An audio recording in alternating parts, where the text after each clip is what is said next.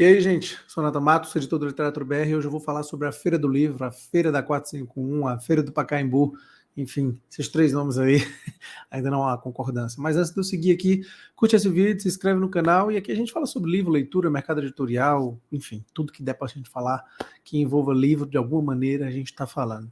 Então, eu vou falar um pouco, rapidamente, sobre a experiência da Moinhos, minha editora, fez 8 anos, agora há pouco, em maio, da nossa participação, das 3 participações que a gente teve na Feira do Livro, que acabou, se encerrou ontem, né, dia 7 de julho de 2024.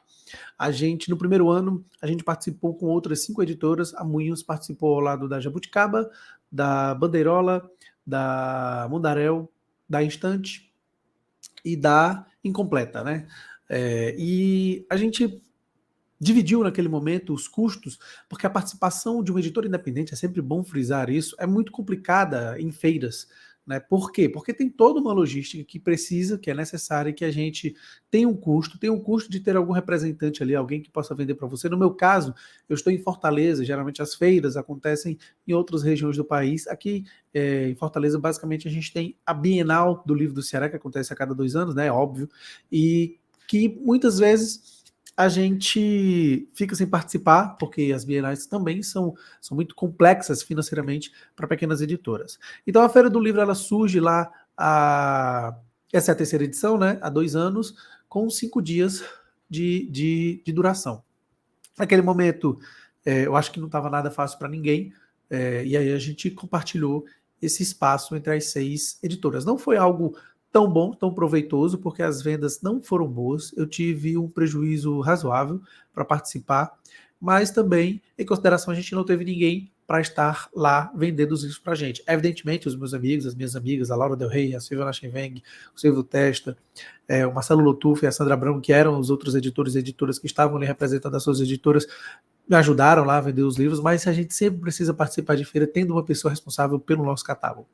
No segundo ano passado, eu tive a Aline Teixeira, que ela tem contribuído aqui com a produção dos nossos livros e também com a produção das mídias digitais, digamos assim, do que vocês acabam vendo lá Moinhos aí, muita coisa produzida pela Aline, a gente tem as reuniões, a gente conversa sobre tudo e ela tem uma mente criativa muito grande e ela tem participado das feiras, já que eu não estou em São Paulo, né, não estou ali no Sudeste, estou no Ceará, no meu país, Ceará, e fica sempre mais complicado o deslocamento.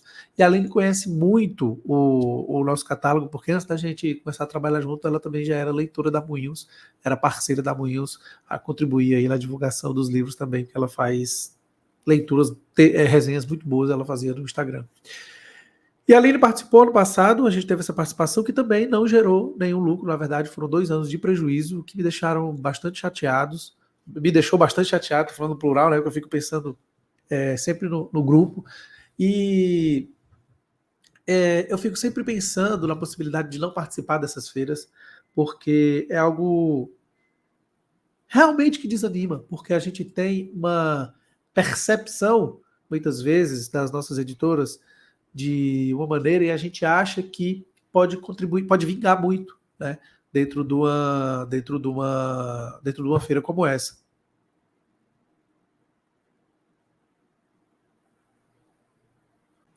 Mas, na verdade, nem sempre isso é possível. Mas no segundo ano, a Aline esteve lá presente e a tenda ela foi dividida, ao invés de 6 editoras, dividida por 3 editoras. Estávamos a Moinhos, a Mundaréu e a Instante. Né? A Instante do Silvio Testa, a Mundaréu da Silvia Lachenweng. E a gente teve um avanço de faturamento pequeno, mas a gente teve um avanço pequeno, porque as vendas também não têm sido tão grandes, pelo menos para Moinhos, lá na feira da 451, na feira do Pacaembu. E esse ano, esse terceiro ano, eu não ia participar por um motivo que eu vi como sendo uma grande desvantagem, que era a feira deixaria de ter 5 dias e passaria a ter 9 dias. Pegaria 2 finais de semana. O Gustavo Faraon, meu amigo da Dublinense, ele falou assim, cara, é bom porque vai pegar 2 finais de semana. Vendo hoje, eu percebo que foi bom ter os 2 finais de semana, mas ao mesmo tempo é algo que, a meu ver, traz muitos problemas, né? Então, por quê? Porque a gente teve esses 9 dias, dos quais 5 durante a semana foram muito vazios.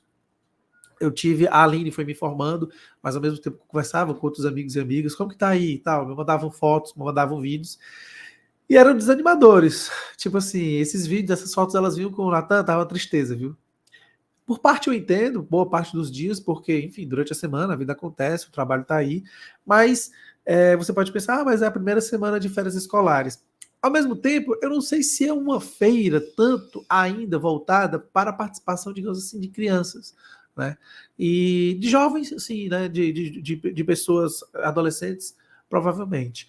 Mas a gente não tem uma participação tão grande ainda de crianças ali. Ou seja, as crianças não podem ir sem acompanhamento, né, dos pais, de familiares, e os pré-adolescentes, adolescentes, a mesma coisa. Então, se não tem quem os leve, também o público não existe, porque as pessoas estão trabalhando. Eu não sei se foi tão bom assim. Teve um colega meu que falou assim, bicho, mas as bienais acontecem assim também. Eu digo, mas as bienais há uma outra uma outra plataforma, porque existe a prefeitura, o Estado por trás, que faz com que ônibus levem as crianças, os pré-adolescentes, adolescentes de vários outros municípios também para essas bienais que acontecem porque são muito grandes e tudo mais. Então, um público ele acaba existindo ali. Talvez muito mais para rodar, para caminhar por ali, para conhecer, do que comprar em si. Mas o que eu percebi vendo diariamente, acompanhando os relatórios de vendas, foi que para mim foi horroroso, foi um desastre assim. Tirando os dois finais de semana foram evidentemente os melhores dias. O segundo final de semana, né, que foi o último final de semana, foi melhor do que o primeiro e as vendas se concentraram aí. Os outros 5 dias, para ser sincero, se nós não estivéssemos lá, ou então se nós tivéssemos fechado a nossa participação, por exemplo, é claro que não seria possível, porque seria contra a organização, né, da feira, teria sido melhor, teria sido mais lucrativo, digamos assim, entende? Porque cada dia que se abre, você tem uma diária para ser paga, você tem uma alimentação a ser paga, você tem um transporte a ser pago para a pessoa que está ali representando a sua editora. Muitas vezes pode ser você mesmo, porque você pode ser o dono, a dona da sua editora, uma editora independente geralmente é dessa maneira, e você está lá.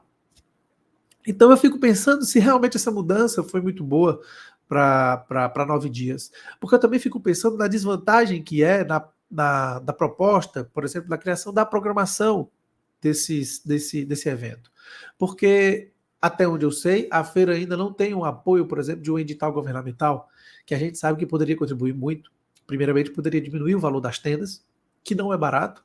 Então, o nosso amigo Silvio, aí eu vou falar desse terceiro ano. O primeiro ano foram 6, o segundo foram 3, o terceiro ano foram 4. A Silvia da Mundaréu acabou me convencendo a participar. Eu não estava querendo participar, mas fui. E ela também convidou o pessoal da Arte e Letra, que é a livraria, editora, né, do Fred e do Thiago, e a Amora Livros, o Clube de Livros Amora, que tem a Thay lá por trás, e tem uma outra pessoa que agora eu esqueci o nome dela. Então você tem essa participação de 4 outras editoras dividindo a tenda, ou seja, a nossa existência, a nossa permanência das editoras independentes muitas vezes se dá deste compartilhamento. É claro que tem uma ou outra editora, ainda bem, independente, que consegue fazer, que consegue ter o seu estande, que consegue estar lá presente. Você tem, por exemplo, a estante do Silvio Testa, meu amigo, que adoro e que espero que tenha sido muito bom, Silvio. A gente ainda não conversou, ainda não saí conversando sobre o saldo das feiras. Eu fiz esse vídeo aqui sem conversar tanto ainda sobre o saldo, né? O que aconteceu financeiramente aí no fechar do caixa do último dia. Mas espero, Silvio, que tenha dado tudo certo da estante, porque a estante, ela dividiu o primeiro ano com a gente, o segundo também, e o terceiro ano eles pegaram uma tenda só para si, acreditaram aí na feira, porque eu acho que tem que acreditar, por mais que tenha uma parte minha que desacredite, porque eu acho que tem um modelo ainda de feira de livro no Brasil que eu acho que ela tem que mudar até mesmo da proposta. Essa proposta de tenda, por exemplo, não me agrada tanto. Eu acho que a gente precisaria a Primavera do Livro, acho que já fez algo parecido, acho que no Rio de Janeiro, se eu não estiver enganado, foram bancadas. Eu acho que a gente precisa ter um espaço menor com as bancadas para. Acho que na Feira do Livro de Porto Alegre é mais. A estrutura em si talvez seja um pouco mais curiosa, digamos assim. Mas eu também nunca estive lá presente, só por fotos, só conversando com amigos. Eu acho que essa coisa da tenda ela é complexa, porque a tenda ela vem só, ela vem vazia. Então você tem que botar tudo. Ela tem lá a sua parca iluminação para existir durante a noite, mas ao mesmo tempo você tem que. No segundo ano que a gente participou, o amigo do Silvio, que é o arquiteto, o Pedro, a gente conseguiu nós três custear aquilo ali para tentar deixar esteticamente a tenda mais agradável, porque você sabe quando você está numa feira dessa, onde seu olho bater, você pode ir lá só por uma questão estética, tá certo? E assim como a capa do livro. E isso é bom, mas isso gera um custo e eleva demais o custo para que você, dividindo durante os dias, você tenha que, a média do seu ticket ele tem que aumentar, né? A média do ticket, assim, a média de vendas tem que aumentar, o valor da média de vendas tem que aumentar. Então, é muito complexo, enquanto editor independente, participar dessas feiras. E aí tem essa questão da programação, que eu também acho que é outra coisa altamente complexa, porque geralmente são as editoras que têm que custear a passagem, a hospedagem, ou arranjar alguma parceria de algum instituto cultural ou governamental, o que quer que seja, tanto daqui quanto de fora, para trazer seus autores e suas autoras para estarem lá na programação, quando na verdade a feira deveria fazer isso. Eu sei que é uma feira que começou agora, que está no terceiro ano, e é difícil cobrar isso da feira. Mas pelo tamanho que se dá, pelo que se quer ser, né? Eu não concordo muito, mas é o direito deles de querer se chamar a Feira do Livro. Eu acho de certa prepotência. Eu acho que a Feira do Livro 451 melhor, né, melhor do que a Feira do Pacaembu, porque aí já coloca futebol no meu, literatura e futebol andaram junto muito tempo, mas enfim. Acho que a Feira do Livro 451 seria algo mais agradável aos ouvidos, e eu acho que é o nome que muita gente tem dado, né? Eu acho que para o tamanho que se deseja ser, porque não é algo pequeno, você pode olhar pelas fotos, pela divulgação, por tudo que se quer, pela programação que montaram nesses últimos 3 anos, por mais que a gente goste ou não, porque não dá para agradar gregos e troianos, mas o que eu percebo na maioria das pessoas é que se acredita muito nessa feira. Eu ainda não estive presente e eu tendo a acreditar no crescimento dela, no sentido de que realmente ela pode ser algo que fique fixa, né, no programa cultural da cidade de São Paulo, enfim, das pessoas que adoram livros, que possa vir a ser algo que as pessoas se organizem para ir. Olha, esse ano eu vou para a Flip, olha, esse ano eu vou para a Feira do Livro, né, pessoas de outros estados para participar.